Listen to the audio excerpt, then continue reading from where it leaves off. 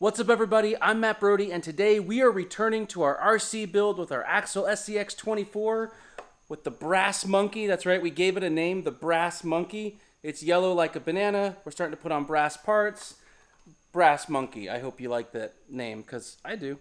Anyway, we've decided it's time for some additional upgrades to the Jeep, which means we're going to put on some suspension and we're going to put on some other goodies like some rock sliders, some things to add some weight low in the ground, see if we can't get this thing super capable while also keeping it super cool looking. So if you watched the last video where we upgraded some things that did not improve the performance, we added the roof rack, we added the tire carrier and that stuff in the back, and basically what it did was it weighed down the back so much that the stock suspension just can't keep up. It is completely bottomed out the whole time.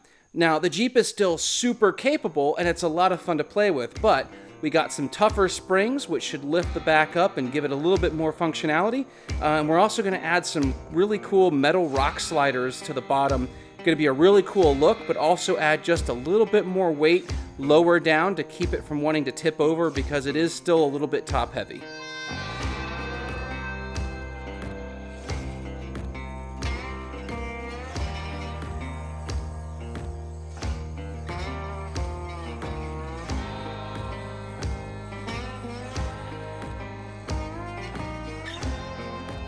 It is so hot outside. It is raining right now, and it's still like 95 degrees and 100% humidity, and I am soaked just from being in the garage, not because of the rain. But this seems like the perfect time to update the Jeep, so I'm going to go inside and update the suspension and put on the rock sliders.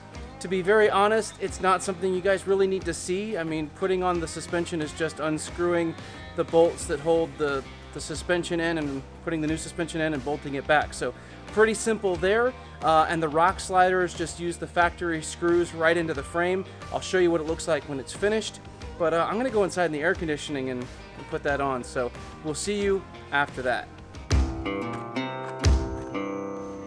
Alright, so we got the suspension installed and the side steps installed. All in all, fairly easy. It took a little bit to figure out exactly which orientation the side steps went to or had to be installed with.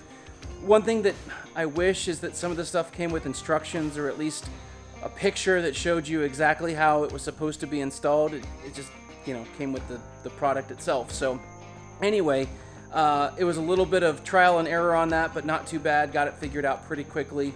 If you're interested in either the suspension or the side steps, I'll leave a link down in the description below for you.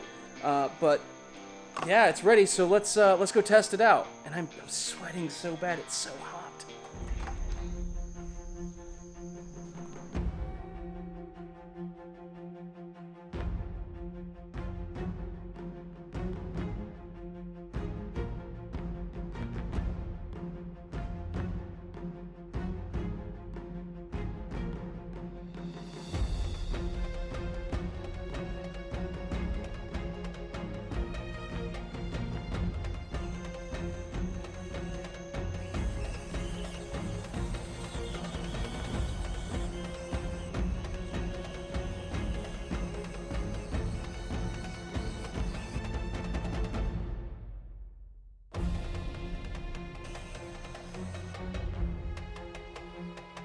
Alright, so all in all, I am super happy with how this suspension is performing. Way better than how the stock springs were performing. These suspensions, listen to me.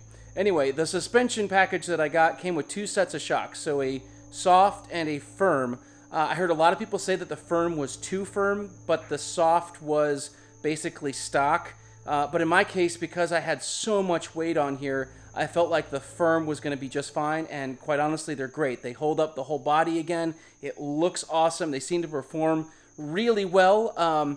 Don't know, from a rollover perspective, it's never going to not roll over. Let's be honest with that. Like, it's just because it rolls over doesn't mean it's bad. I can definitely see a difference. The weight of the side steps is substantial. I probably should have weighed them to figure out exactly how much they weighed, but I didn't. But you can feel it. It is substantially heavier having all that metal there. So having it low like that, really nice. So I'm really happy with how this build is coming. Let me know what you guys think in the comments below. What's the next step?